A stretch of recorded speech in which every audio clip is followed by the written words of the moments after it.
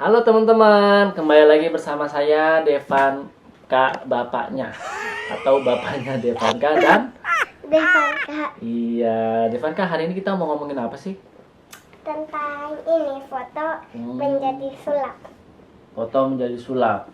Oh iya teman-teman, kasih tahu dulu buat teman-teman tuh.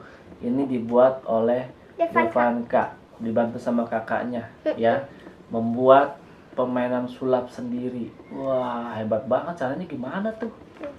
Pertama gimana caranya? Ditarik. Oh, seperti ini. Tuh teman-teman, ini kan seperti ini ya. Coba lihat teman-teman nih. 1, 2, 3, tarik pelan-pelan. Dia akan berubah. Loh, kok jadi berwarna? Iya. Wah, hebat banget. Coba kalau dimasukin lagi. Masukin lagi coba. Pakai plastik. Nah, kalau dimasukin jadi nggak berwarna. Tapi kok kalau pas Tarik. ditarik berwarna. Gimana ya? Apa rahasianya ya? Nah, sini cepetan Rifan Kak. Nah, mungkin teman-teman tahu apa rahasianya? Silakan tulis di bawah ini ya. Apa sih rahasianya? Kenapa kok ini